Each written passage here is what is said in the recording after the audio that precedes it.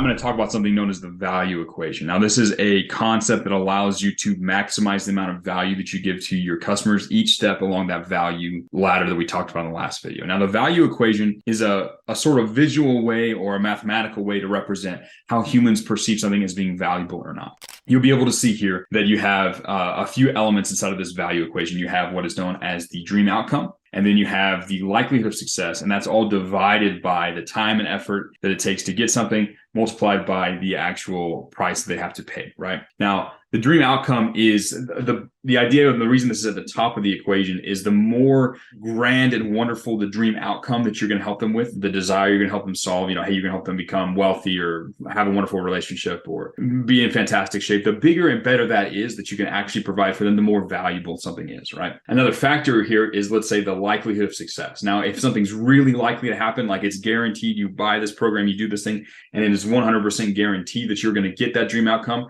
the value goes up a whole lot. Now, if it's really low chance, maybe 1 out of every 1,000 people in the entire world is it going to work for them, then it's going to be a much lower likelihood of success, right? Now, you want to help, and I'm going to teach you how to use the language of persuasion to help communicate these things. But for now, it's just important that you understand what goes into how humans perceive value. So it being something big and valuable that they truly want, that's step number one. And then if they believe that it's very likely that they are going to get what they want through the path of action that you're giving them, that's going to increase the amount of perceived value from that step. Now, there are things that decrease the perceived value. Right now, if you want something, there's a product that's supposed to help you get it, but you know that it's going to take a lot of time, effort, and sacrifice. That makes it a little bit less valuable, right? It's like, okay, this is cool, but I'm gonna have to go to the gym 12 hours a day and only eat broccoli.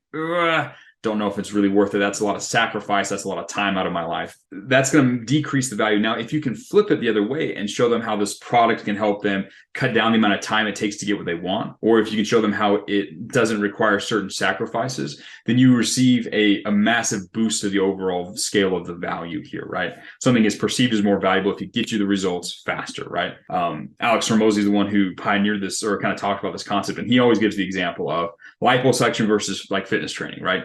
Liposuction is they get paid significantly more money because they get the result faster. You lose weight guaranteed, like in 2 weeks. Boom, you get the surgery, it's gone, you recover, you're good to go. Boom. Whereas fitness training is like, hey, it's going to be 3 years to get the body that you want.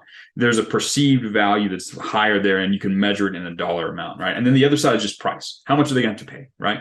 How much money are they going to have to pay to get this thing, right? So obviously there's a balance here. If you go too low on price, that will actually trigger a lack of value in their mind. But if you look at the actual price or cost for what they have to pay, that's going to determine a big portion of the actual value or how they perceive the value. If something is really, really big and wonderful and they only have to pay a small amount, they're going to think it's really great. If it's really, really wonderful, but they have to pay 10 times the value, then they're not going to be that excited, right? I used the example in the very beginning when we were talking about value trades of business. I used the example of an apple, right?